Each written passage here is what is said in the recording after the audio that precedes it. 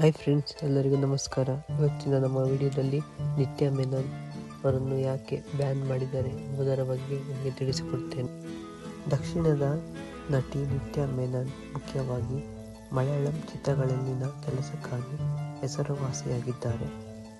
ಅವರು ಚಲನಚಿತ್ರಕ್ಕೆ ಸಹಿ ಹಾಕಲು ಬಯಸಿದ ನಿರ್ಮಾಪಕರನ್ನು ಭೇಟಿಯಾಗದ ಕಾರಣಕ್ಕಾಗಿ ಕೇರಳ ಚಲನಚಿತ್ರ ನಿರ್ಮಾಪಕರ ಸಂಘವು ಅವರನ್ನು ನಿಷೇಧಿಸಿದೆ. ವರದಿಗಳ ಪ್ರಕಾರ, ಇತ್ತೀಚೆಗೆ ಚಿತ್ರದ ಬಗ್ಗೆ ಚರ್ಚಿಸಲು ನಿರ್ಮಾಪಕರೊಬ್ಬರು ನಿತ್ಯಾ ಅವರನ್ನು ಭೇಟಿಯಾಗಲು ಹೋಗಿದ್ದರು. ಆ ಸಮಯದಲ್ಲಿ ತನ್ನ ದಸ್ತಮೈನ್ ಪೆಕ್ಕೊಟ್ಟಿ ಚಿತ್ರದ ಶೂಟಿಂಗ್ನಲ್ಲಿದ್ದ ನಟಿ ಅವರನ್ನು ಭೇಟಿಯಾಗಲು ನಿರಾಕರಿಸಿದರು. ನಿತ್ಯಾ ಅವರ ದುರಹಂಕಾರದ ವರ್ತನೆಯಿಂದ ಆಘಾತಕ್ಕೊಳಗಾದ ನಿರ್ಮಾಪಕರು ಆಕೆಯ ವಿರುದ್ಧ ಕೇರಳ ಚಲನಚಿತ್ರ ನಿರ್ಮಾಪಕರ ಸಂಘಕ್ಕೆ ದೂರು ನೀಡಿದ್ದಾರೆ. ಆಗ ಸಂಘವು ನಿತ್ಯಾ ಮೇಲೆ ನಿಷೇಧ ಹೇರಿತು. ಎಲ್ಲ ದಕ್ಷಿಣ ಚಲನಚಿತ್ರಗಳಿಂದ ನಟನನ್ನು ನಿಷೇಧಿಸುವಂತೆ ಅವರು ದಕ್ಷಿಣ ಭಾರತೀಯ ಫಿಲ್ಮ್ ಚೇಂಬರ್ಗೆ ಮನವಿ ಮಾಡಿದ್ದಾರೆ.